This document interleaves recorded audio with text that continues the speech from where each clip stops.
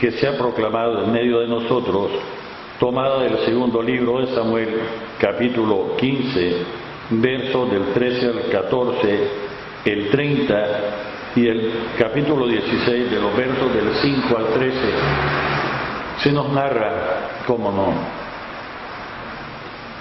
la consecuencia, porque hay que leerlo así, así lo lee la Escritura, de los actos malos de David. Y si alguno dice, padre, pero si David es el mimado de Dios, sí.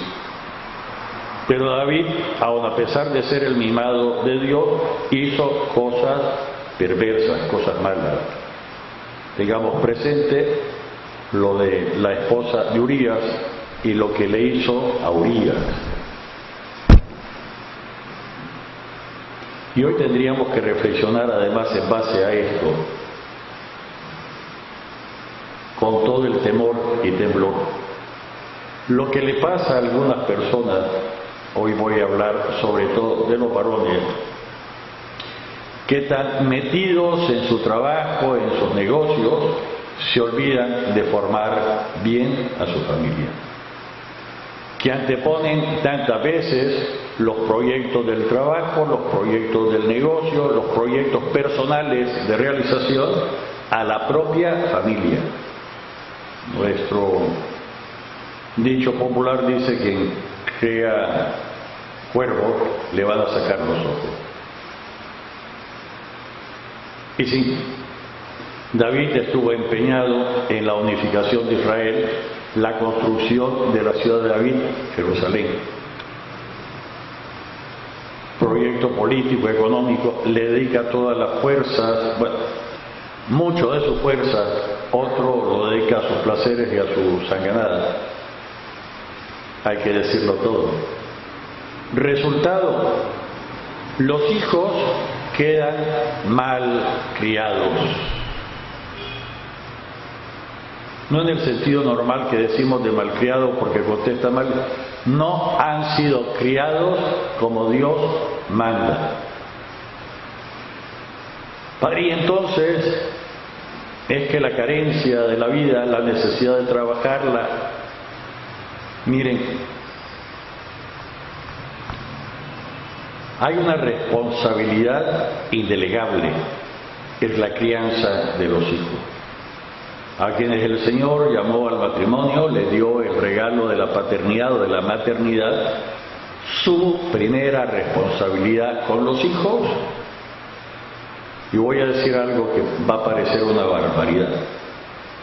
Antes incluso que darles de comer, antes incluso que darles de vestir, su primera responsabilidad es educarlos y hacerlo como Dios manda.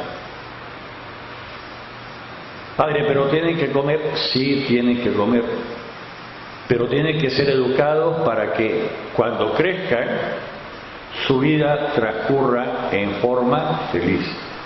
Tengo presente, me dispensan por mi formación, aquella expresión de San José de Calasanz, nos vamos al siglo XVI, inicios del siglo XVII hasta mediados, 1597, 1648 que muere el santo, pero ya hacia 1616 tiene la expresión que si los niños, voy a decirlo en forma literal, traducción libre, si los niños son diligentemente, si es de los más tiernos de sus años de su infancia, los niños son imbuidos diligentemente en la piedad y en las letras, es de esperarse un feliz transcurso de toda su existencia. Traducción a lo sencillo, si son bien educados, si se les enseña la piedad, la religión, y se les enseña al mismo tiempo la ciencia, las letras, es decir, si se les forma desde muy chiquito, si se les transmiten los valores, si se les enseña lo que hay que hacer y lo que hay que evitar, si se corrige a tiempo lo debido, porque árbol que nace torcido es fácil corregir cuando se está formando, cuando se es tierno. cuando ya ha endurecido incluso la conciencia, es dificilísimo corregir, casi imposible, sabiendo que para Dios no hay nada imposible. Padre, y entonces la primera responsabilidad del papá, de la mamá, es la formación de sus hijos. Y de nuevo volvemos al tema central de todo este año, que es la familia. Una familia estable, bien formada, a la cual hay que dedicarle tiempo. Tiene que estar bendecida por el sacramento del matrimonio. Pero si el papá o la mamá, buscando su felicidad y sus propios placeres, incluso va teniendo regados el varón hijos por todas partes, y la mujer va teniendo hijos de diferente papá, ¿qué ejemplo van a dar? Padre, entonces estos chavalos ya están condenados a ir al mar. No, no están condenados, pero están fortísimamente condicionados por el ejemplo que han visto de su casa, déjenme decir el lenguaje de la calle, por lo que han mamado de su propia casa. Y es responsabilidad compartida entre el papá y la mamá, sabiendo que lleva un gravísimo y fortísimo elemento de obligación la mamá, porque el niño, todo niño, se comienza a formar en el vientre de la mamá. ¿Y por qué no decirlo con todas las palabras? Depende en grandísimo grado en las mujeres la formación del hogar, no solo de ellas, pero en grandísimo grado la formación del hogar. Padre, usted está exagerando, yo tendría que decir de verdad, y me permiten retroceder del nivel humano al nivel zoológico. Cuando alguien tiene una crianza de animales, ciertamente que cuida muchísimo al semental, el que le va a sacar raza, pero se esfuerza sumamente en las hembras.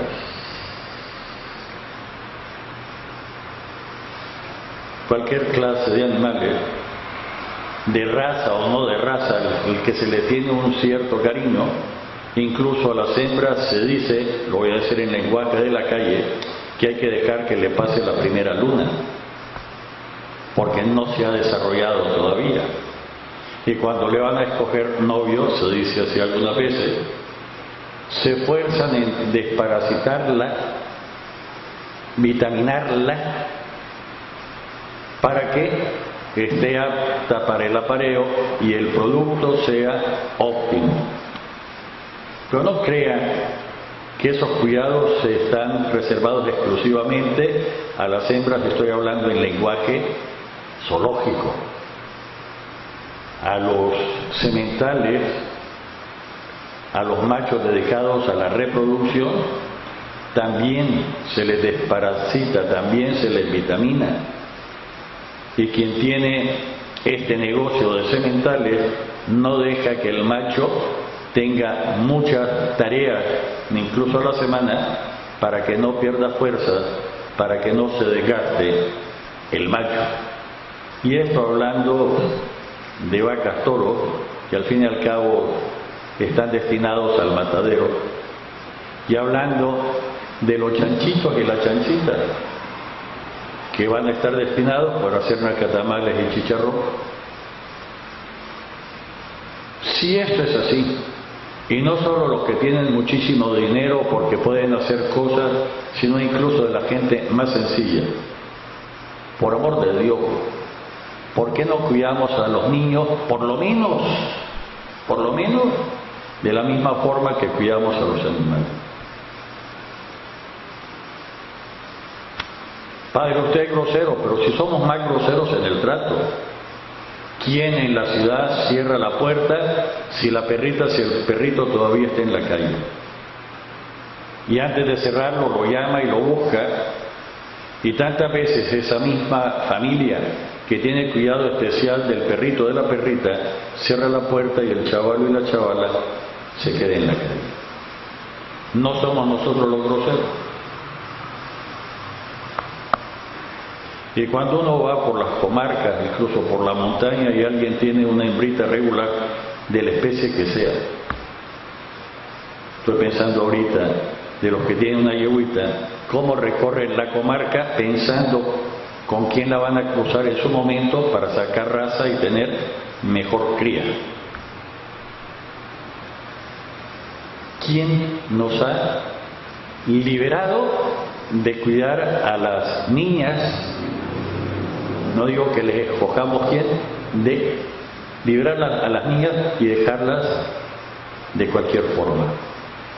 Incluso la propaganda que nos dice que usen preservativos y que se cuiden para... Basta. Y las mismas estadísticas, la misma ciencia nos dice que lo que se consigue es una perversión superior.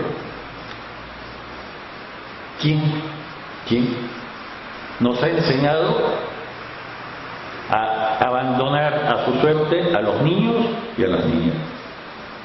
Si después van a ver los escándalos de que si pedofilia, que si abusaron del niño menor, y habría que preguntar, ¿y el cuidado que le dan? El cuidado, la enseñanza que le dan. Ciertamente que la sociedad moderna, y no digo en los últimos 100 años, habría que retroceder por lo menos 1000. Con las escuelas nos ayudan, incluso pienso en los preescolares, a cuidar a los niños e irles enseñando, pero el rol del maestro, de la maestra, no sustituye al del papá o a la mamá, es una ayuda. Padre, ¿qué dice pues? De nuevo viene la pregunta por algunas ideas raras que hay ahí. ¿Significa que el niño que desde pequeño está condenado? No. Pero se le va a hacer más difícil el trabajo. Y hay que algunas veces regenerarlos, reformarlos. Y sin la ayuda de la fe, sin la ayuda de la iglesia, de la religión, no puede hacerse. ¿Cuánto tendríamos que quitar de la conciencia de algunas personas? Todavía se escucha. ¡Qué alegría! Ya mi niño, mi niña hizo la primera comunión, ya quedo sin ninguna obligación y sin ninguna responsabilidad. ¿Y quién lo prepara para el sacramento del matrimonio? A tener una carencia como Dios manda. Paz. David se descuidó en esto. Muchísimos pretextos puede haber tenido, que si tenía que salir a hacer la guerra, que si tenía que gobernar, que si tenía que unificar, y tenemos ahora la cosecha de lo que mal ha cuidado, de lo que ha sembrado. Absalón, Abba, padre, Shalom, paz, el que tiene como papá a la paz. Podríamos traducir muy literalmente, el hijo de la paz. Absalón se rebela contra el Papa, lo derroca y busca matarlo. ¿Qué perversión incluso del nombre? ¿Qué perversión incluso del nombre? Que llore David no de la suerte que le ha tocado, sino de recoger el fruto de lo que ha sembrado. Pues ya perdió el tiempo. Ya perdió el tiempo. Déjenme hacer un ligero paréntesis. Para los que hoy dicen, ay padre, es que estos tiempos tan horribles, mi hijo, mi hija me salió, déjate de cuentos que te salió, no hiciste lo que tenías que hacer. Pero en todo caso, está muy lejos de esta escena de Absalón con su papá David.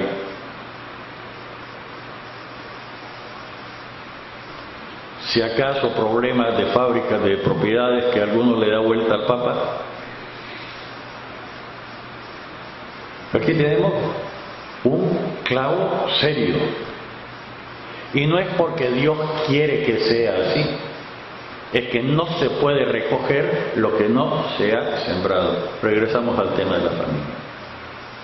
¿Y de qué sirve llorar? Estoy pensando ahorita, una expresión mucho de mi abuela materna, de lo que pasó con el último rey de Granada. Acercamos a 1942, que la mamá le dice: no llores como mujer lo que no has sabido defender como hombre. Y no solo se trata de pelear y luchar, se trata de formar incluso una nación. Calle de Granada, que va a posibilitar después que pueda financiar a Colón para su empresa y de Chiripa descubre América. Padre, pero yo ya soy mayor, ¿qué tengo que hacer? Antes de que pase más tiempo, es mejor tarde que nunca, y siempre le podemos rogar al Señor que supla lo que no quisimos o no pudimos hacer en su tiempo. Y tiene que surgir para nosotros, cristianos, católicos, aquel bellísimo ejemplo, regresamos siglo IV, siglo V, de Santa Mónica, que con sus lágrimas que atravesaron el cielo consigue la conversión de su hijo que se había descarriado, consigue que entre en la vía de la santificación y al mismo tiempo ella misma se santifica. Padre, ¿y de qué sirve llorar? Llorar como Dios manda ante el Señor tiene su efecto. Cierto, no basta con rezar, no basta con llorar, pero peor con lamentarse sin intentar siquiera hacer un camino que posibilite al hijo, a la hija, el regenerarse, volverse a encontrar con su fuente, que es Dios. No deja de poner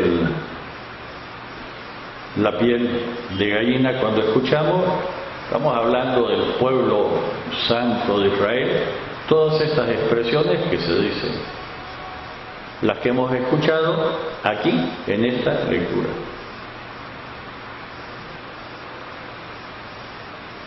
Y como siempre surge alguien cepillo ante el que tiene algo de poder, aunque esté destronado, cómo maltrata al otro y asesinarlo, a quitar el que molesta, a callar la voz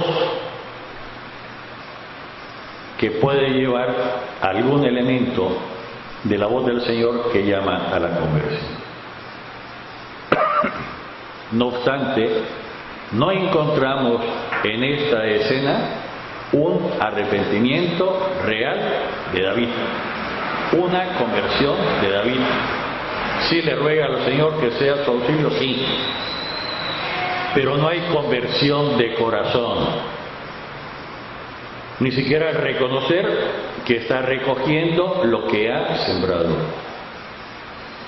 Queridos hijos, aunque los que estamos presentes, excepto vos, que no te has casado, no tenés hijos, prepararse con tiempo y nosotros insistir con tiempo y a destiempo sobre marcar los valores que brotan del Evangelio, que brotan de nuestra religión, y corregir todas las desviaciones, haciéndolo no por la fuerza, sino por amor.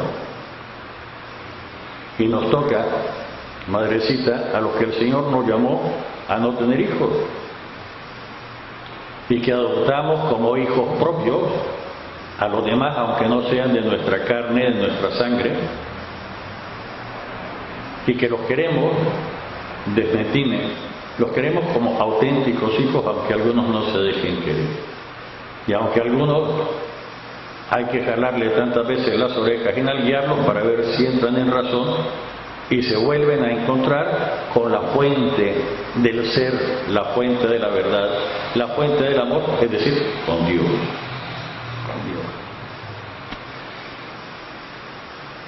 Salmo responsorial insiste en acudir al Señor, no para que sustituya lo que nosotros tenemos que hacer, sino que cuando metimos las extremidades nos ayude. Tiene que ser una parte del propósito de la enmienda. La enmienda no solo es no lo vuelvo a hacer, sino arreglar lo mal que hice. Y el mal que hice de pensamiento, de palabra, de acción, o lo que no me rompó la gana de hacer. Y lo que no se hace a tiempo, hay que hacerlo a destiempo y va a costar más. Pero no nos exime la responsabilidad. Que hay que pedirle ayuda al Señor, desde luego.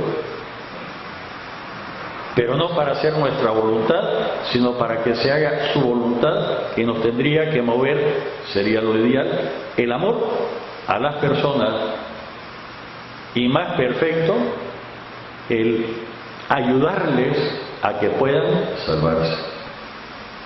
Y tantas veces los mayores tendremos que orientar para que no cometan los mismos errores que cometimos nosotros, no tropiecen en las mismas piedras y no den las mismas metidas de pata que nosotros en nuestra existencia hemos dado.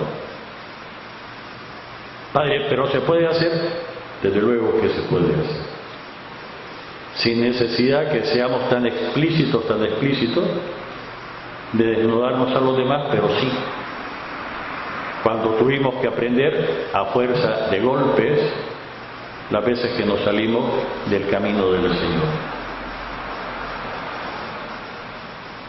En el Evangelio de hoy, curioso Evangelio, indudablemente lleno de enseñanzas, solo vamos a subrayar algunas, no voy a intentar agotarlo. Tomado de San Marcos, capítulo 5, versos del 1 al 20. Atraviesa el lago y está a la otra orilla del lago, otra parte de la realidad que se vive. Y lo primero que nos tendría que brotar a nosotros es la auténtica solidaridad de quienes quieren quedarse en su orilla del lago, en su gueto, en su argolla, en su grupo, en su movimiento, y no, voy a decirlo en palabras del Papa Francisco, y no salir a la calle.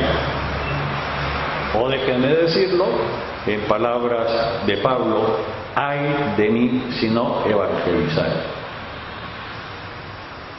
Y aunque esa es labor también al interno de la propia persona, me tengo que evangelizar a mí mismo, a mi familia como principal obligación, a mi grupo, a estas instancias, agrupaciones, instituciones intermedias entre la familia y la parroquia, que son todos los grupos, movimientos, etc. Instituciones intermedias entre la familia y la parroquia para permitir a la persona que crece el ir dejando la autoridad paterna, la familiar, e integrarse en la parroquia. Si hay un grupo, un movimiento que no posibilita la inserción en la parroquia, se ha pervertido y ha perdido el horizonte. Si hay algún grupo, algún movimiento que piensa que es más que la parroquia, está engañado. Está engañado. Si hay algún movimiento, algún grupo que piensa que ellos son los puros y lo demás está contaminado, por amor de Dios, pone de relieve la propia perversión de su conciencia. Somos la sal de la tierra, y la sal, una de sus funciones es evitar que las cosas se pudran, se corrompan. Y si nosotros, por conservar la pureza, por estar juntitos todos los granitos de sal, no entramos en la masa, en las realidades, ¿de qué servimos? Somos la levadura dentro de la masa. Tenemos que hacer que fermente. Somos la luz del mundo, tenemos que alumbrar el camino, cómo se va el camino. No sea que en un alarde de egoísmo y de pérdida de la conciencia misma, piense que tengo que formar una argollita como que si fuera un club social de los que ya no existen, para que solo entre los míos. Y mi responsabilidad de la salvación de los demás. Permítanme que vuelva a citar capítulo 4 del libro del Génesis. Caín, Caín, ¿dónde está tu hermano Abel? Y nuestra respuesta hoy, disfrazada de tantas cosas, sigue siendo la misma. ¿Y quién me hizo a mí custodio, guardián de mi hermano? Compartimos una misma naturaleza humana, hemos sido injertados en Jesucristo, luego tenemos la obligación gravísima de ayudar a salvar a todo lo que está perdido.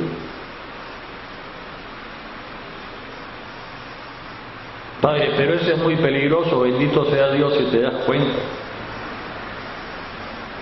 Padre, pero eso para las personas es imposible, bendito sea Dios si te das cuenta. Pero no te olvides que tenés que ser instrumento en las manos del Señor, no para hacer tu voluntad, sino para hacer la voluntad del Señor. Es Él. ¿Y cuántas veces caemos en los engaños producidos ni siquiera del demonio, de nuestro propio natural, que es el discurso que yo dije y la enseñanza que yo preparé?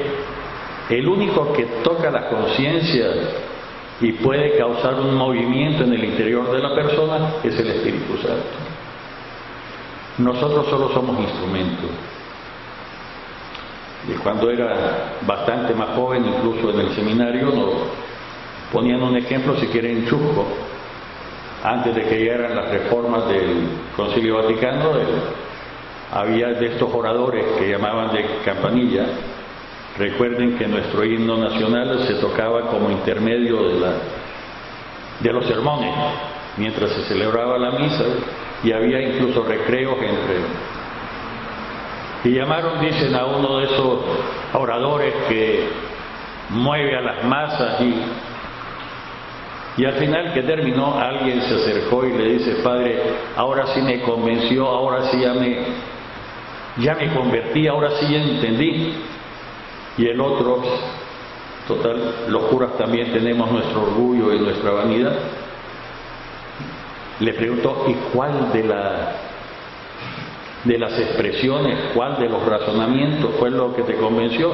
Y el otro sencillo le dice: Padre, cuando usted dio ese golpe con la mano en el púlpito, ese golpe que dio, ese fue el que me convirtió. Bendito sea Dios.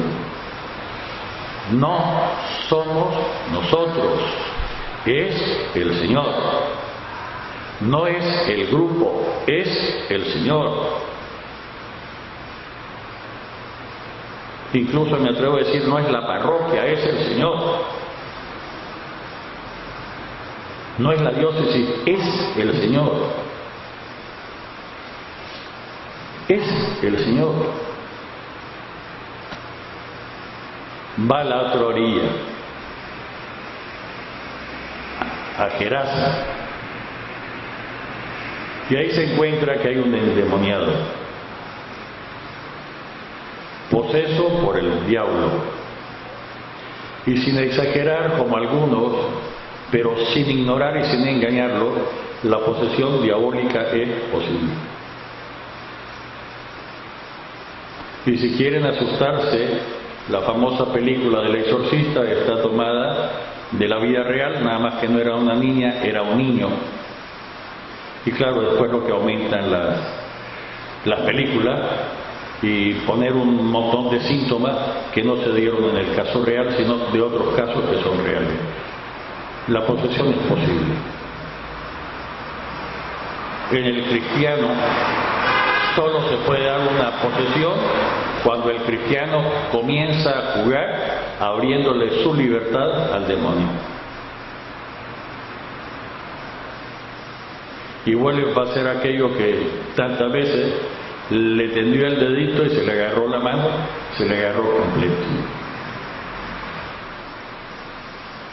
No es para que vamos miedosos, pero saberlo para no andar jugando con fuego. y para asegurarnos que lo que leemos, que lo que rezamos, tiene el certificado de pureza de la Iglesia.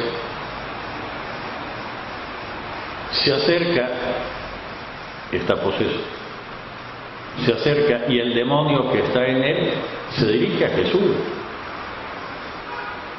Déjenme ser malo. Y subrayar que este poseso se dirige a Jesús a grito. Cuando algunos piensan que subir la voz es señal de no sé qué cosa, el Espíritu Santo normalmente no actúa en gritos y en teatros. El amigo de teatros es el demonio. Padre, ¿qué está diciendo? Si lo sabemos desde el Antiguo Testamento, el profeta se fue a la cueva. Y recuerdan, vino el terremoto, ahí no estaba el Señor. Vino el incendio, ahí tampoco. Vino la tormenta, tampoco estaba. Vino la suave brisa de la tarde, y ahí sí estaba el Señor. Y quien piensa que cuando grita y dice no sé cuántas cosas, está siendo instrumento del Señor, cuidado que es del demonio. Cuidado que es del demonio o simplemente de mala educación de la persona. Pero abre las puertas. Lo digo con todas las palabras. Le guste a quien le guste y lo mantengo. Nos dicen, cuando aquel hombre vio de lejos a Jesús, se echó a correr, vino a postrarse ante él y gritó a voz en cuello. Si hubiera tenido parlantes y esas cosas, a lo mejor pone de los que se oyen a 4 kilómetros. ¿Qué quieres tú conmigo, Jesús, Hijo del Dios Altísimo? Los demonios saben quién es Jesús. No basta decir que Jesús es el Señor. Eso lo dicen los demonios. No basta. Padre, es que solo el cristiano puede rogarle al Señor. Te ruego por Dios que no me atormentes. El demonio también le ruega y le pide a Dios. Padre, es que usted no sabe que hay una lucha entre Dios y el demonio. No, no hay lucha ni puede haber. El demonio sabe que es una criatura. Si no, por favor, vuelvan a leer el capítulo 1 del libro de Job. Antiguo Testamento. El demonio pide permiso, solo hace exactamente lo que le autoriza el Señor y regresa a dar cuenta. Me han escuchado que le he dicho varias veces al obispo, ay Señor, ahora obispo, si nuestros cristianos, nuestros católicos fueran regular demonios, si pidieran permiso, hicieran exactamente a lo que les autorizaron y dan cuenta cuántos males de iglesia nos quitarían, y total serían regulares demonios. Y cuando vamos al obispo a pedirle un permiso amañado porque ya lo tenemos todo preparado, que no me digan que es el Espíritu Santo el que mueve, que no me digan que es el Espíritu Santo.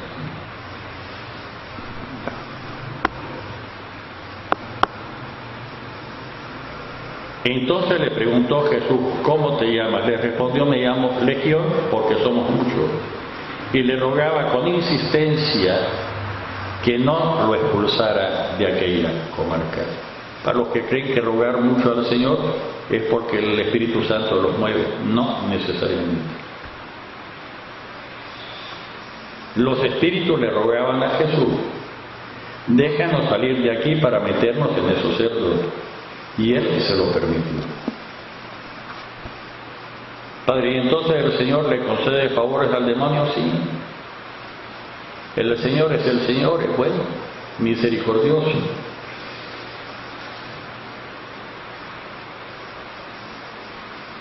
¿No?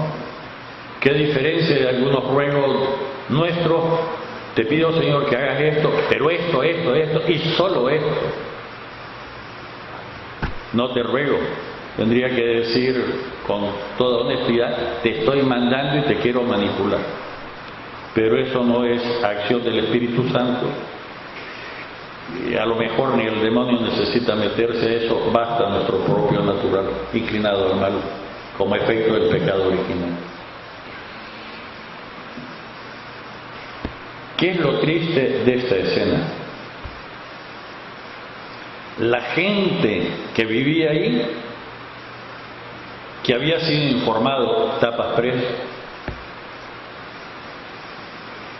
comenzaron a rogarle a Jesús que se marchara de su comarca. No queremos tenerte con nosotros. Y si piensan que esto es el non plus del rechazo a Jesús, por amor de Dios, ¿cuántas veces en nuestras comunidades, en nuestros movimientos, en nuestras asociaciones, le pedimos a Jesús que no se meta? Porque si Jesús se mete, nos va a obligar a cambiar mi plan, mi proyecto, mi método, mi tontería. Si solo soy grande en la medida que me hago servidor de los demás y solo me puedo hacer el servidor de los demás cuando dejo que el Espíritu del Señor me lleve, me potencie. Solo cuando decrezco es cuando crezco. Padre, ¿qué está diciendo? Muy sencillo. Déjenme decir un ejemplo muy chusco. Ya me pasé de tiempo, me van a dispensar. Para San Benito siguen dando chicha, ahora lástima en bolsa. Si yo voy con mi vaso a pedir chicha, si lo llevo lleno de agua, no me pueden dar nada. Ya lo tengo lleno. Si lo llevo a 3/4, solo me pueden dar 1/4. Si lo llevo a la mitad, solo me pueden dar la mitad. Si lo llevo vacío, entonces me lo pueden llenar. Cuando yo me vacío de lo mío, entonces el Señor me puede plenificar. Él, no yo. Padre, ¿qué chiste tiene? Y entonces, ¿qué gano yo si no se trata de que yo voy a ganar? Es dejarme transformar por el Señor. Yo le tengo que quitar las espinas, tengo que roturar la tierra en la parábola del sembrador y la semilla. Padre, pero es que yo quiero, ya me volviste a caer. Si vos no tenés que querer, excepto que se haga en vos la voluntad del Señor. Y para eso tenés que negarte a vos mismo. Solo quiero subrayar esta última cosa. Me voy a extender un poquito, lo siento mucho. El que era endemoniado y quedó libre quería acompañar a Jesús. ¿Cuántas vocaciones falsas se acercan algunas veces a los seminarios, a las familias religiosas, pero el Señor no los ha llamado? Es que quiero. Sí, pero el Señor no te dio esa vocación, hijito. No, te la dio, punto. No se trata de lo que vos querés. Aquí el liberado quería acompañar a Jesús. Lo quería, se lo solicitó, se lo pidió. El endemoniado le suplicaba que lo admitiera en su compañía, pero él no se lo permitió y le dijo: vete a tu casa a vivir con tu familia y cuéntales lo misericordioso que ha sido el Señor contigo. ¿Cuántas veces a personas, buenas personas, no tienen que ser malas, nos piden, reitero, entrar al seminario, entrar a una familia religiosa, y le tendremos que decir no? Anda a tu familia, forma tu propia familia. El Señor no te ha llamado, no te ha dado esta vocación. Algunos dicen que se mueren, que les da patatús, que no sé cuánto. Peor aún cuando los entusiasman, mal entusiasmados. Si lo que hay que buscar es lo que quiere el Señor. Lo que quiere el Señor. Y cuántas tapas y cuántos rumores. Pobrecito este, pobrecito esta, que no lo admitieron, que lo mandaron a la casa. El Señor no permitió acompañarlo, punto, no está en su plan. Queridos hijos, suficiente para trapichar, lamento haberme pasado de tiempo. Llamada a nuestra conversión real, en el nombre del Padre, del Hijo y del Espíritu Santo.